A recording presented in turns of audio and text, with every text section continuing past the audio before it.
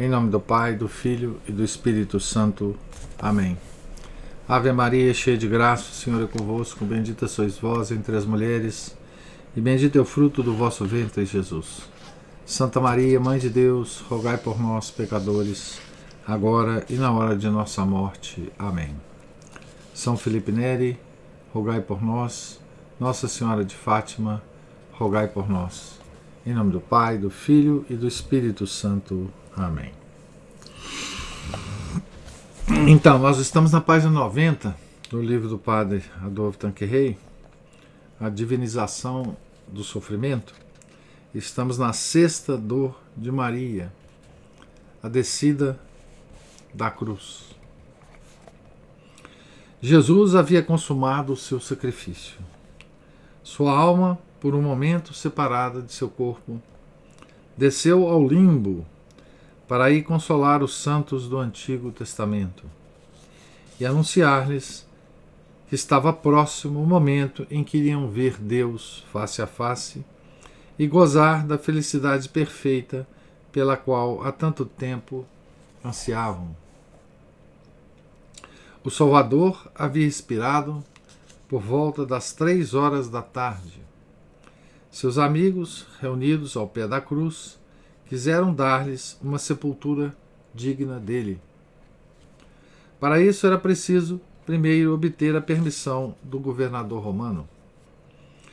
José de Arimateia, que era discípulo do mestre, em segredo e membro do Sinédrio, profundamente tocado pelas palavras que o Cristo havia pronunciado diante de Caifás sobre a divindade de sua missão, apresentou-se corajosamente a Pilatos e obteve a permissão de depositar o corpo do mestre em um sepulcro aberto na rocha para sua própria sepultura, não longe do Calvário.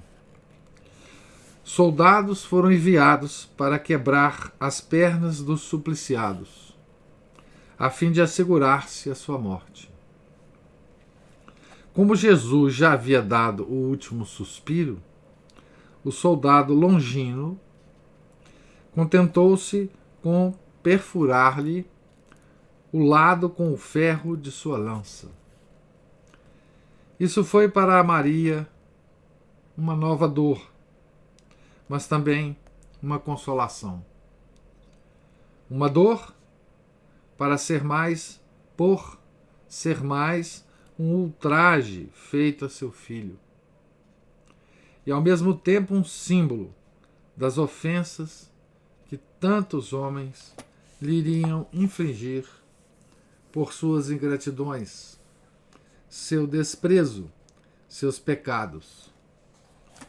E uma consolação, porque, esclarecida por uma luz do alto, ela compreendeu o simbolismo dessa ferida.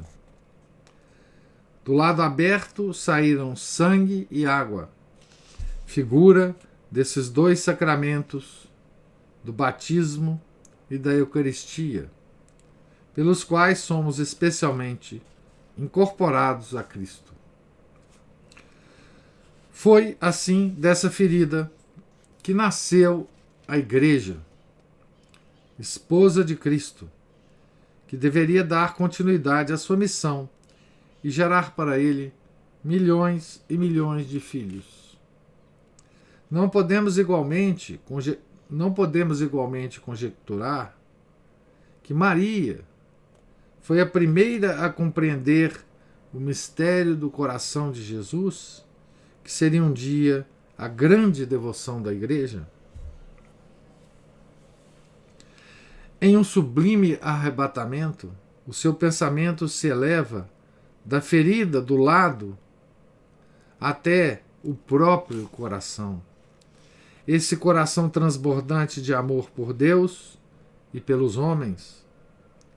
Ela entrevê os atos de adoração, de amor e de reparação que tantas almas fervorosas renderão um dia a esse divino coração, e as numerosas conversões obtidas pela visão desse coração chamando a si todos os aflitos e todos os pecadores. O padre Tanqueray, ele nos recorda aqui, né,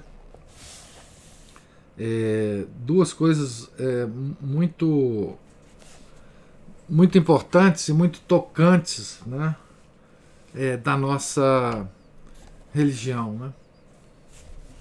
É que da ferida do lado do coração, né,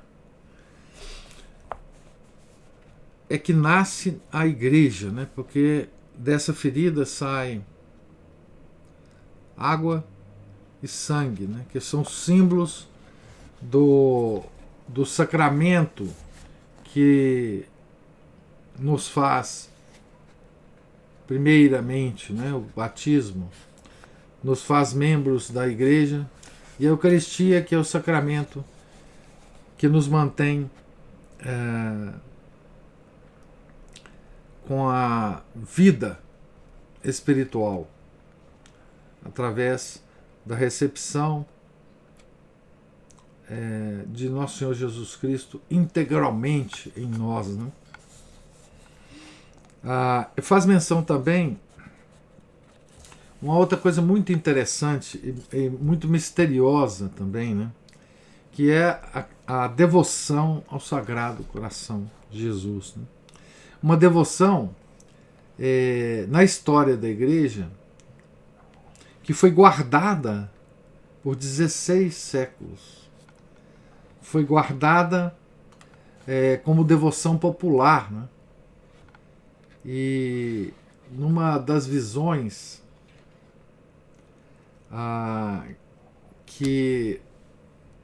ou nas várias visões, né, que Santa Margarida Maria Alacoque teve, né, é que essa devoção foi institucionalizada a pedido do próprio Nosso Senhor Jesus Cristo, né? E nós ficamos pensando, né, por que essa devoção tão extraordinária demorou tanto tempo, né? E demorou tanto tempo porque Nosso Senhor tinha um plano, né?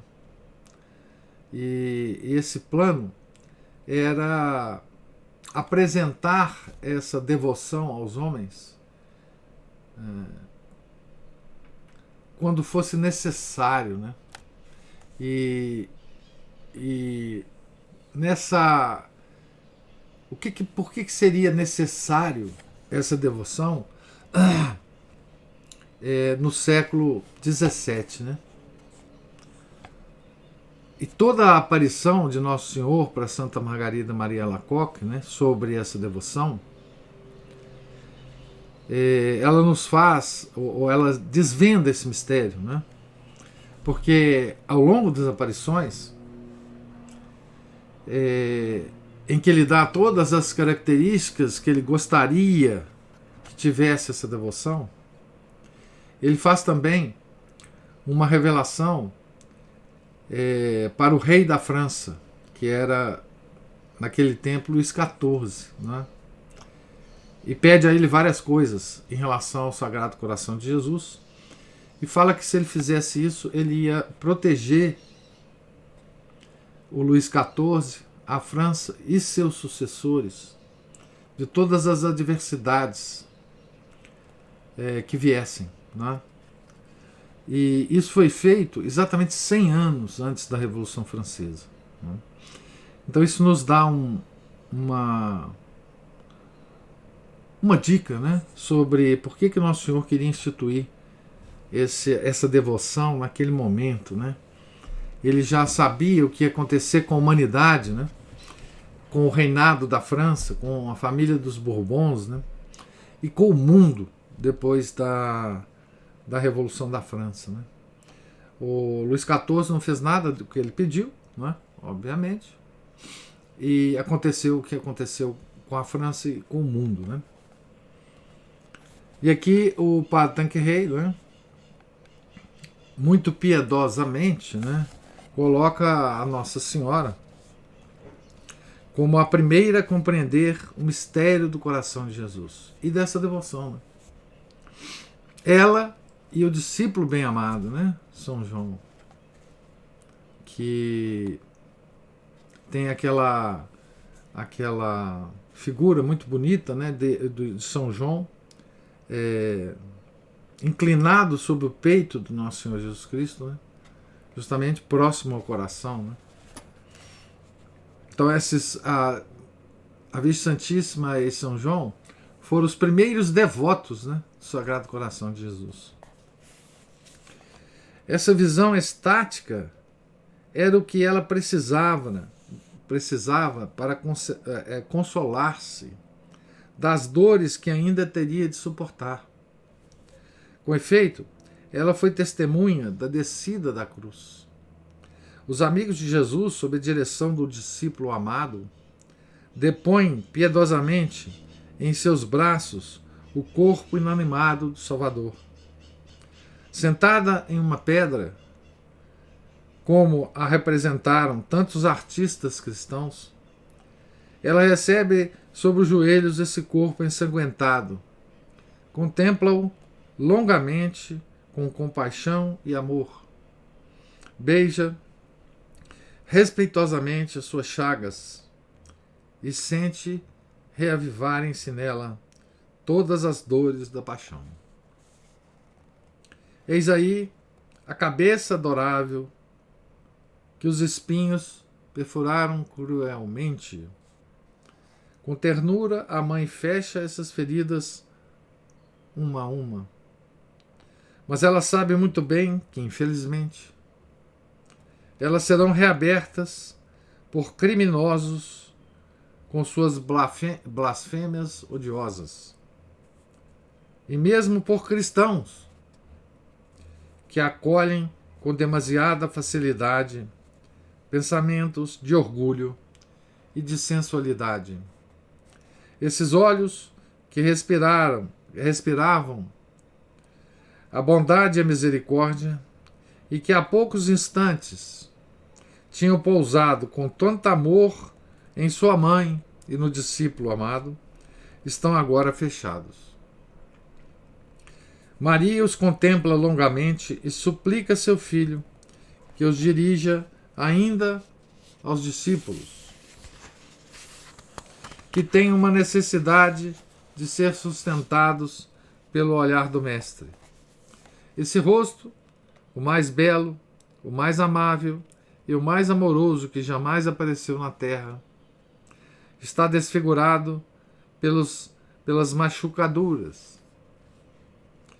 Mas estas não conseguem apagar a expressão de bondade, de resignação, de caridade que seus últimos sofrimentos nele imprimiram profundamente. E Maria reza para que as gerações cristãs nunca se cansem de contemplar o divino crucificado e lhe tenham tanto mais amor quanto mais ele sofreu por elas.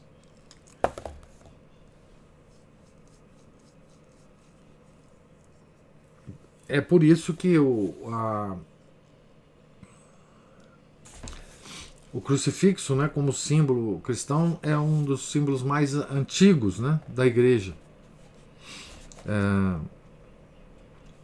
E os historiadores dizem, né, que a popularização do crucifixo, né, como um símbolo, inclusive das pessoas, das famílias, e nas próprias igrejas, né, nas catacumbas, etc.,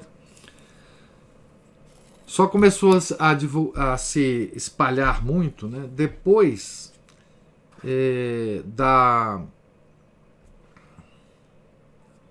de que a pena de morte por crucificação foi proibida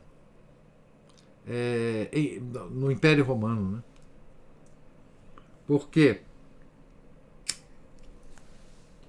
enquanto a pena de morte por crucificação estava em vigor, as pessoas tinham horror, né,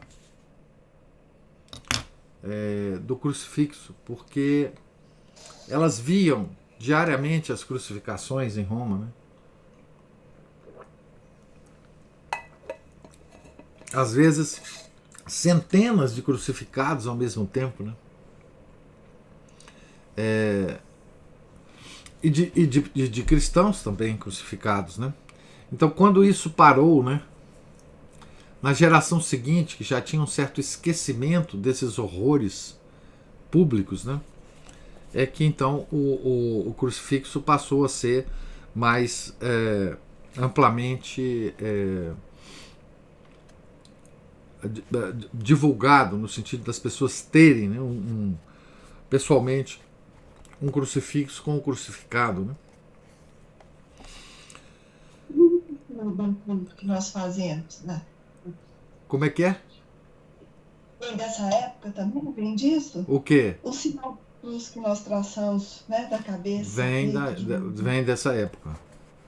Não é? O sinal da cruz é um sinal distintivo, né? Nosso, né? Católico, né? É como se a gente estivesse, toda vez que a gente faz, né?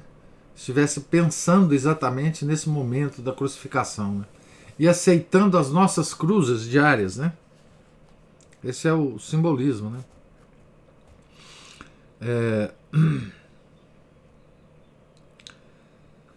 Ela pede insistentemente que os próprios pecadores contemplem essa cabeça que se inclina para eles, para dar-lhes o beijo da reconciliação.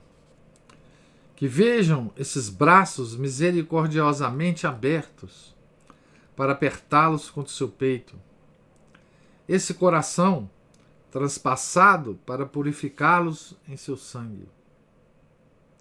Esses pés pregados à cruz para espiar suas atitudes criminosas. Ó Mãe, vossas preces foram atendidas.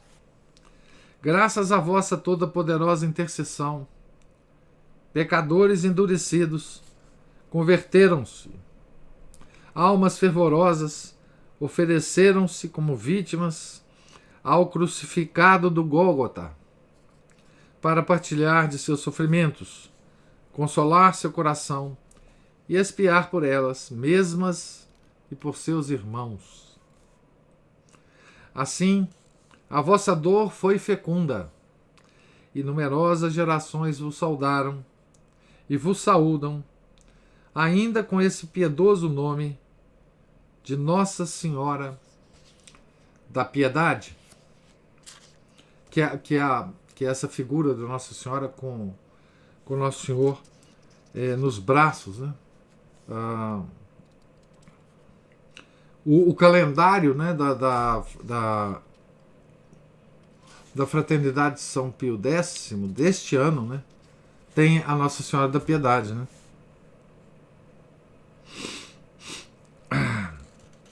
Que a Nossa Senhora da Piedade é muito cara para nós mineiros, né? E belo-horizontinos, né? Que é a nossa protetora, né? Nossa padroeira, né? Vosso coração amoroso, formado segundo o modelo do coração de Jesus, transborda de piedade para com os aflitos e os pecadores. Mães inconsoláveis por terem perdido seus filhos, amigos que choram a perda dos que lhes são caros, enfermos que gemem em seus sofrimentos, almas obcecadas por tentações ou que caíram no pecado.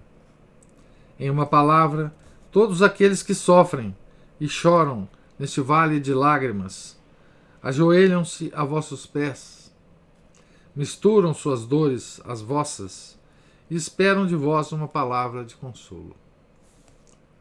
E vós lhes respondeis: Filhos que sofreis, olhai e vede se há alguma dor comparável à minha.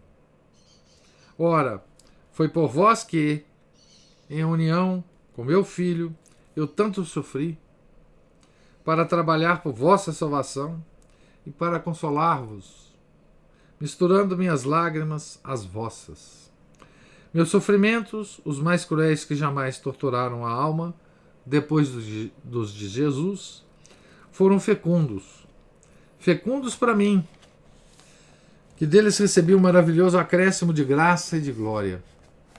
Fecundo para os homens, pois obtiveram para eles numerosas graças, que tanto me alegra poder distribuir-lhes. Sim, minha eternidade se passa distribuindo a vós todas as graças merecidas por meu filho e por mim mesma. Coragem, portanto, meus filhos.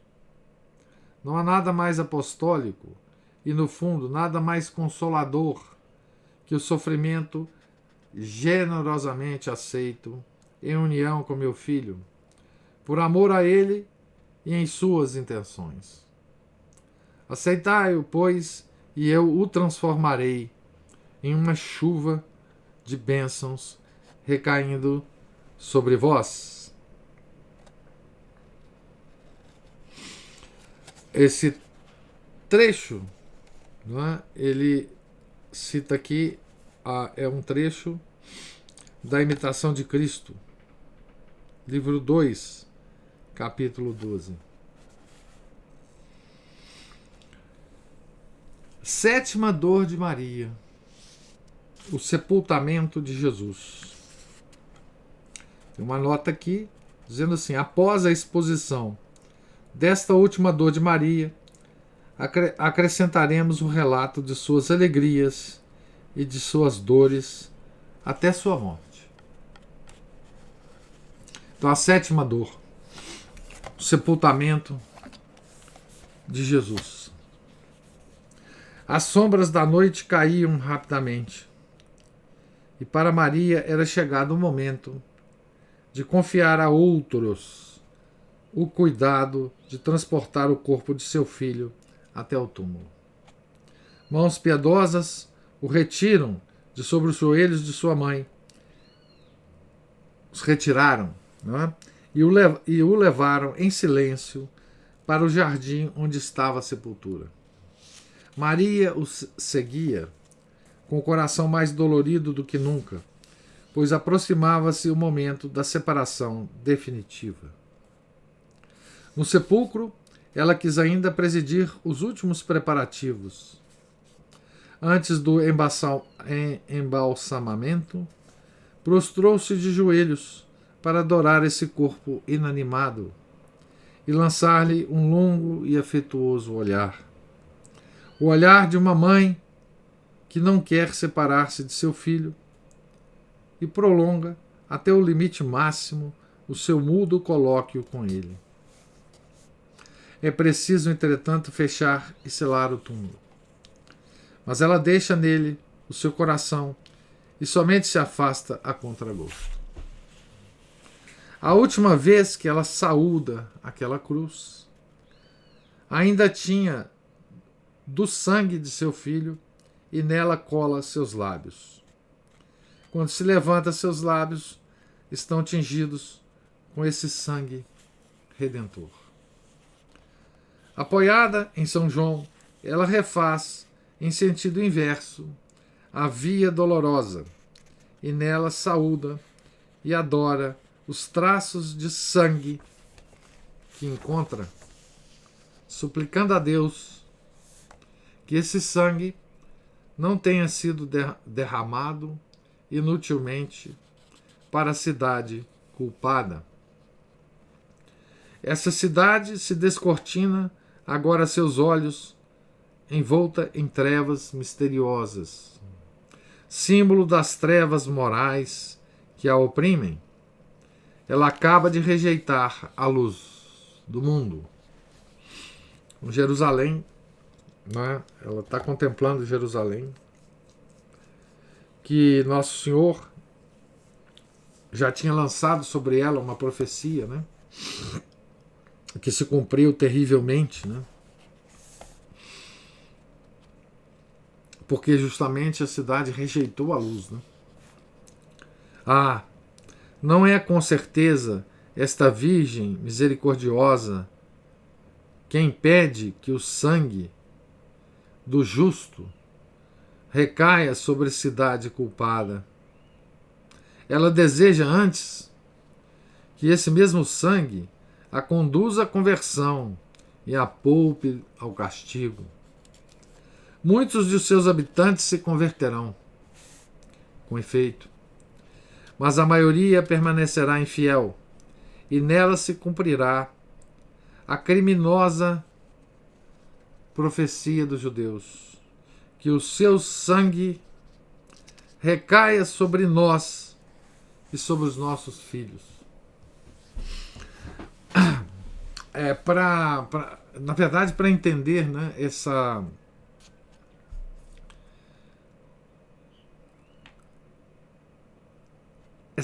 esse pedido, né, dos judeus, isso aqui é um pedido, né, que eles fazem a Deus, né, na frente do próprio Deus, né, dizendo assim: ó Deus, que o sangue do seu filho, né, recaia sobre nós e sobre os nossos filhos, né? Então é preciso sempre considerar, né, essa frase aqui do sumo sacerdote judeu, né, quando a gente estuda a história dos judeus, né, desde essa época até agora, né. Essa frase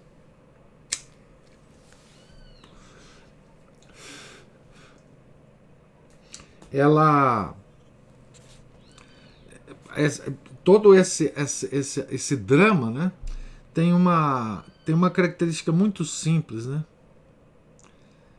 e uma coisa que Santa Catarina de Sena falava, né, tem uma das cartas dela muito bonita, em que ela fala assim, que tudo que a gente pede a Deus, Ele dá. Às vezes a gente não percebe, né? Mas Ele dá, né?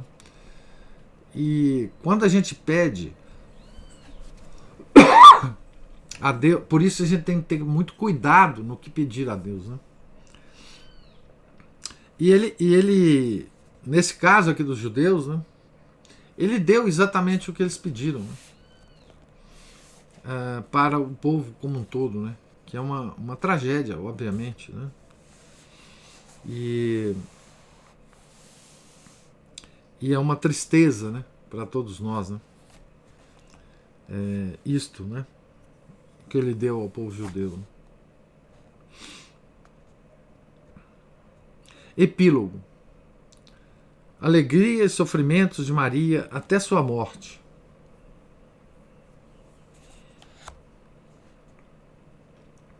O fim de sua vida. Maria, apoiada no discípulo amado,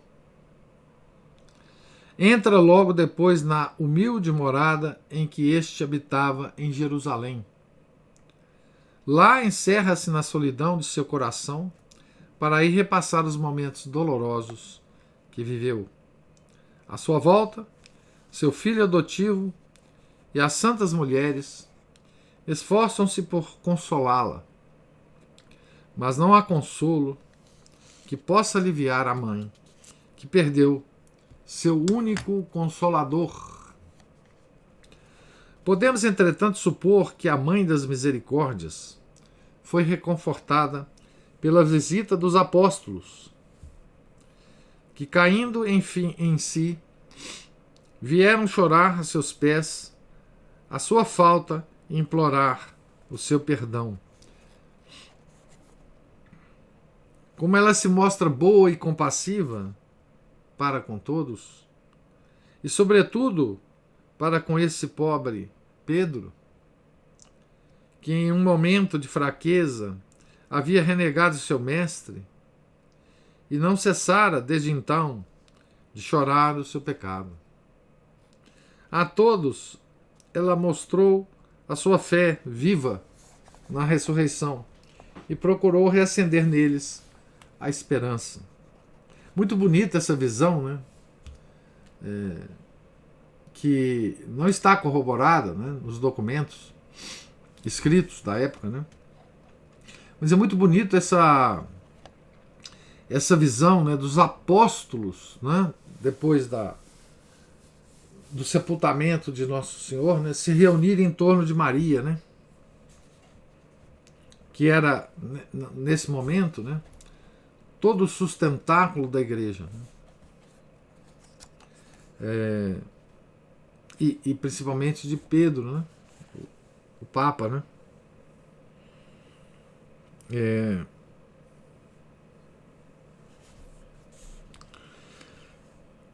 O Evangelho de São Marcos, né, é o mais explícito, né, em descrever Pedro como ele próprio, né, quis ser descrito, né. São Marcos era discípulo de São Pedro, né, e muitos dizem que o Evangelho de São Marcos foi muito influenciado por Pedro, para que São Marcos não omitisse nenhuma das faltas de Pedro ao longo da história de Jesus, né? Como uma forma de Pedro, né, deixar consignado as suas faltas, né? Uma forma de pedir perdão a Deus, né? Diz uma piedosa tradição que Maria foi a primeira a receber a visita de seu filho na manhã da ressurreição. Comentei isso com vocês, né? E que contemplou mesmo, em uma visão extática, o pai chamando seu filho do túmulo, o Verbo encarnado reunindo o corpo e a alma de sua santa humanidade e penetrando-os com uma vida imortal, o Cristo atravessando a pedra do sepulcro sem desfazer a argamassa com que a haviam selado, e os anjos vindo prestar-lhe adoração. Aqui, depois da ressurreição do Nosso Senhor, né, nós nos confrontamos, né, com o mistério do corpo ressuscitado, né? O corpo glorioso, né? Esse corpo, nós que acreditamos na ressurreição da carne, né, será o corpo que todos nós teremos após o juízo final, né? E ele é misterioso, né? Esse corpo, né? Porque ele, além de ser um corpo com todas as características do nosso corpo material, né, ele tem muitas outras propriedades, digamos assim, né? Uma delas é de atravessar a matéria, né? Em várias vezes o Nosso Senhor se apresenta, né, numa sala toda fechada, né, com os discípulos, e passa pelas paredes, né? E também uma propriedade também misteriosa de que às vezes as pessoas o veem, Nosso Senhor, e não o reconhecem, né? Como aconteceu com os discípulos de Emaús, né? Como aconteceu com as próprias mulheres que o viram pela primeira vez, né? Enfim, é um mistério, né, que envolve esse corpo glorioso, né? Um dos muitos mistérios que a nossa religião contém, né? Dos maravilhosos mistérios, né? Ao mesmo tempo, Jesus se alimentava, né, nesses 40 dias que ele ficou ressuscitado, né, na terra. Então, esse corpo, enfim, se alimenta, né? Durante os 40 dias que se seguiram, seu filho, enfim, reencontrado, falou-lhe do reino de Deus, isto é, da igreja nascente, e do papel muito íntimo que lhe cabia nela desempenhar, por suas conversas com os discípulos, seus exemplos, suas orações, seus sacrifícios. Aqui é curioso também, esses 40 dias, né, que Nosso Senhor passou, não é? O quanto de instrução, né, ele não deve ter dado para os discípulos, né, sobre a sua igreja. Né? Ele passou esses 40 dias se reencontrando com os discípulos, né, frequentemente, né? E claro, com a mãe, obviamente, mas o evangelho se cala, né? Os evangelhos se calam sobre essas instruções, né? São João dá um pequeno vestígio disso, né? Na última frase do evangelho, mas a gente pode só imaginar, né? Esse período, né? Em que Nosso Senhor permanece ainda na terra. Né? No dia da ascensão, ela estava no alto do Monte das Oliveiras e com o coração seguiu seu filho até o céu. Feliz com seu triunfo, sofrendo por dever separar-se dele ainda por um certo número de anos, mas docemente aplicada a essa vida de apostolado que deveria ser tão fecunda. Esse apostolado ela o exerce durante o retiro de 10 dias, em meio a 120 pessoas que formavam então a igreja nascente.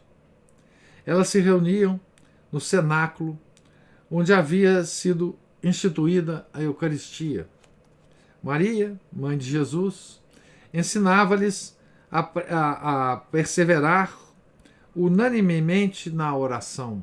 Atos 1,14. E já exercia ali o papel de mediadora que lhe conferiram os seus sofrimentos unidos aos de seu filho. O Cristo havia anunciado a vinda do divino Paráclito, do Espírito Santo, que deveria completar sua obra. O Pai nos havia dado seu Filho. Com e por esse Filho, ele nos dá, no dia de Pentecostes, o Espírito Santo. Por suas orações, Maria obtém dele uma abundante efusão para si e para toda a Assembleia.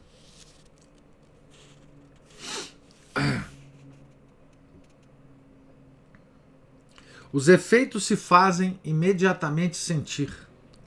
Desde a primeira pregação de Pedro, 3.000 pessoas se convertem depois de Pentecostes. Né? E esse é apenas o prelúdio das conquistas apostólicas que doravante acompanharão a pregação do Evangelho. O papel de Maria não é pregar, mas rezar para que essa pregação seja eficaz. Como ela se alegra ao ver crescer tão rapidamente a comunidade cristã.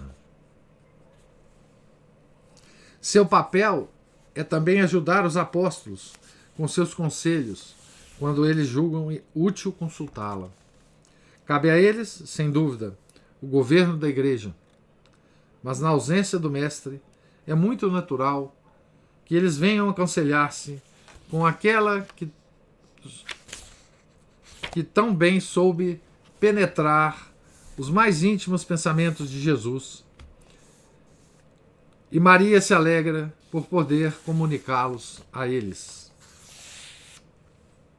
Nesses tempos em que cada um comunicava livremente aquilo que o Espírito de Deus lhe inspirava, a humilde Virgem permitiu, sem dúvida, com toda a simplicidade, que transparecessem exteriormente algumas das luzes que ela recebia, alguma coisa dos piedosos sentimentos que a animavam, como havia feito outrora diante da sua prima Isabel, no sublime cântico do Magnificat. No grupo das santas mulheres, no grupo das santas mulheres, que aumentava a cada dia, havia muitas almas felizes por escutá-la e por unirem-se aos piedosos arrebatamentos da Mãe de Cristo. Entre os apóstolos, houve sobretudo um que tirou proveito dessa intimidade. o discípulo amado. Ele havia repousado sua cabeça no peito do Mestre e conhecia os segredos mais íntimos dessa virtude da caridade que resume todo o ensinamento cristão. Mas sua mãe havia recolhido as primeiras e as últimas pulsações desse coração, com a intuição de uma mãe muito amorosa e muito amada. Ela havia penetrado mais longe que qualquer outro nos segredos de seu filho, e João auriu abundantemente nessa fonte. Assim, o seu evangelho poderia ser chamado de Evangelho do Coração de Jesus. E somente no céu saberemos a parte que nele tomou a humilde Virgem. De resto, havia entre essas duas almas virginais uma atração, uma afinidade especial que as fazia vibrar em uníssono. Não nos espantemos, pois, de que João tenha sido escolhido para ser, por assim dizer, o capelão da Virgem. É o que expõe muito bem M. Ollier. Abre aspas. Como Maria, embora repleta do espírito sacerdotal, não podia, em razão de seu sexo, receber o caráter dos padres e exercer as suas funções, seu divino Filho lhe deu, na cruz, o apóstolo São João para ser o seu suplemento, seu sacerdote e seu capelão. Transmitindo ao coração da Igreja e de todos os fiéis os frutos preciosos de seu sangue e de sua morte, de que ela era portadora. Assim a Santa Virgem se torna, pelo ministério do discípulo amado, e em virtude do divino sacrifício por ele colocado em suas mãos, uma fonte fecunda de todo tipo de bens para a Igreja. Ela enche de vigor e de força todos os membros, mesmo os mais nobres desse grande corpo. Se os apóstolos anunciam o Evangelho em todo o universo, se eles propagam as chamas do santo amor, se são vitoriosos sobre o mundo e o inferno, ela é a palavra que os torna eloquentes, a luz que os ilumina, o amor que os consome, e o poder que lhes permite enfrentar os tiranos e os demônios. Aqui tem uma nota, né? É a nota 13 aqui da página. Pensées choisis, Pensamentos Escolhidos, por G. Letourneau. Os leitores gostarão também de meditar essas palavras de Bossuet, que descrevem as relações de São João e Maria. Abre aspas. Se o amor que Jesus tem pela Santa Virgem o obriga a deixar-lhe seu retrato ao retirar-se de sua vista, não deverá ele ter-lhe dado uma imagem viva e natural? O que deve ser então esse grande São João, destinado a permanecer na terra para nela ser a representação do Filho de Deus após a sua morte, e uma representação tão perfeita que possa acalmar a dor e iludir, se possível, o amor da Santa Mãe pela ingenuidade da semelhança. Aliás, que abundância de graças lhe vinha todos os dias do amor maternal de Maria e do desejo que ela tinha de nele formar Jesus Cristo. Como se inflamavam todos os dias os ardores de sua caridade pela casta comunicação daquelas chamas que ardiam no coração de Maria. Eu acho que aqui ele escreve o panegírico de São João, né? Eu acho que esse panegírico de São João está naquele livro que eu mostrei para vocês, acho que ontem, né? Traduzido pela Castela, editora Castela, né? Os panegíricos de Bossuet, né? Então quem tiver o livro pode ler esse panegírico completo, né? Então terminemos hoje a leitura. Eu vou terminar no meio de um item, infelizmente. Não deu para terminar no item, né? Eu estou na página 97. Eu vou começar o segundo parágrafo, a leitura amanhã do segundo parágrafo dessa descrição da vida de Nossa Senhora depois da ressurreição, com essa imagem bonita, né, da relação da Virgem Santíssima com São João, né? São João foi o discípulo, né, que morreu mais longevo, né? Também foi o único que não morreu martirizado, né? Morreu exilado, mas não martirizado, né? E que ainda escreveu o Apocalipse, né? O livro da Revelação.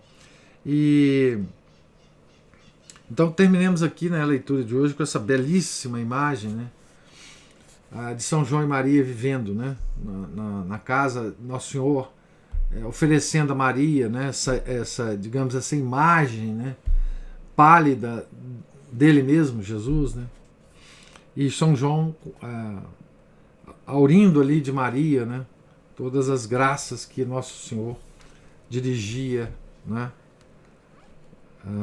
a essa dupla, né, que foi a base importante da igreja, a tal igreja primitiva que o pessoal gosta de falar aí hoje modernamente, né? Tá certo? Então eu termino a leitura aqui nesse ponto e pergunto se tem alguma observação, alguma pergunta. Página 97.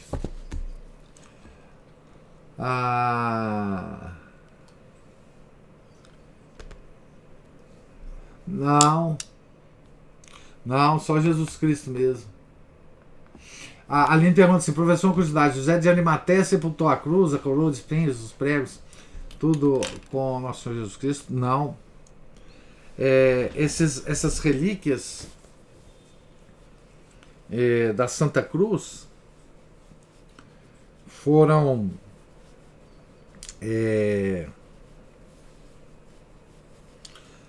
descobertas depois, 4 séculos depois, né, no reinado de Constantino, pela mãe dele, e trazidos, né, para Roma, né, as relíquias da cruz. Santa Helena, sim, por Santa Helena, mãe dele, né, a mãe de Constantino. E os pregos, bom, aqui eu não tenho muita certeza não. Os pregos acho que estão em Roma.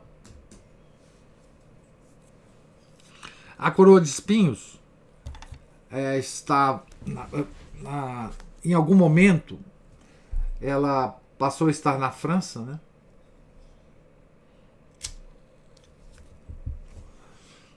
Ela ficou, acho que por muito tempo,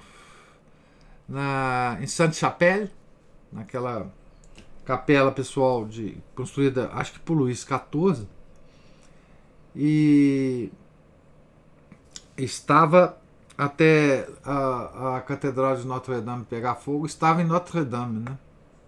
Se não me engano. Aliás, essa relíquia, quando Notre-Dame pegou fogo, né, todo mundo se preocupou, né, com a coroa de espinhos, né?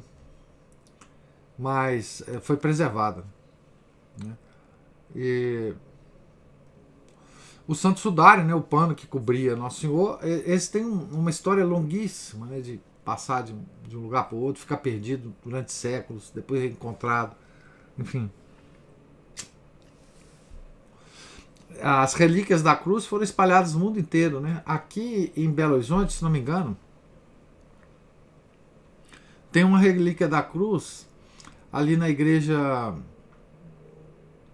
de Santo Antônio, ali na Tamoios, com Amazonas, com São Paulo, não é?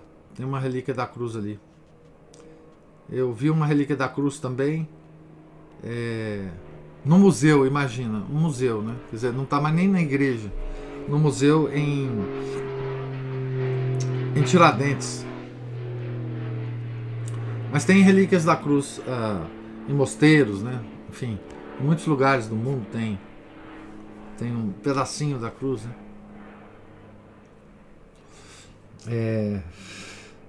As pessoas nem sabem às vezes, né? Bom, essas coisas de relíquia, essas coisas já desapareceram da cabeça dos católicos, né? Mas então os pregos eu acho que estão em Roma, né? Tá certo?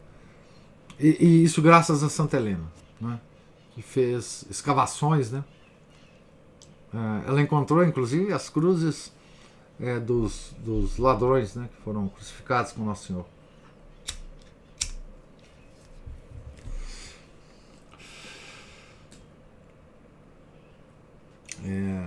Eu achava que o sangue de Nossa Cristo eles tinham guardado. Imagina na época, né? O José de Arimateia, ele tinha dúvida até se o Pôncio Pilatos ia permitir que ele enterrasse Nosso Senhor, né? No Santo Sepulcro, né? Então vocês imaginam, ali, enfim, o pessoal fez o que pôde, né? E o resto foi por desígnio milagroso de Nosso Senhor, né? Claro que tudo isso ficou guardado durante séculos, né? Para ser encontrados depois. Enfim, isso faz parte de uma história já transcendente, né?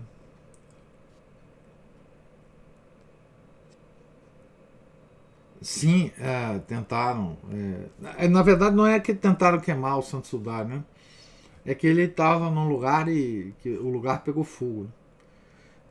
Não, a história do Santo Sudário é uma coisa extraordinária, né? Assim, é uma história que reforça, né, a nossa. Tem a história também do que foi chamado de Verônica, né? Aquele pano, né? Que Santa Verônica teria enxugado, né? O sangue, as cusparadas, né, de Jesus na Via Dolorosa, né? E que foi preservado também. Está numa igreja de Roma, que eu também não sei qual é. Mas o pano está lá, né? Esse pano foi preservado também. Chama Verônica, né? Inclusive. Com aquele pano com o rosto, né? Com a impressão, né, do rosto de nosso Senhor, né? Tem um estudo muito interessante do sudário, diria científico, né?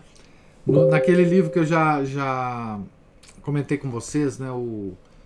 A Paixão de Jesus Cristo segundo o cirurgião, alguma coisa assim, que fala sobre a crucificação do Nosso Senhor. Tem um estudo muito interessante sobre o sudário lá também. E ele fala muito sobre essas impressões em panos, né? Em impressões de imagens em pano. É muito interessante também. Alguma outra dúvida, pergunta, observação? Então, Deus lhes pague a presença, a paciência. Tenham um santo dia. Amanhã, se Deus quiser, nós continuaremos aqui a leitura do livro. Nós estamos na página, repetindo aqui, a página 97. Né? Em nome do Pai, do Filho, do Espírito Santo. Amém. Ave Maria, cheia de graça, o Senhor é convosco. Bendita sois vós entre as mulheres, e bendito é o fruto do vosso ventre, Jesus. Santa Maria, Mãe de Deus, rogai por nós, pecadores, agora e na hora de nossa morte. Amém. São Felipe Neri, rogai por nós. São João Evangelista, rogai por nós. Nossa Senhora de Fátima, rogai por nós. Em nome do Pai, do Filho e do Espírito Santo. Amém.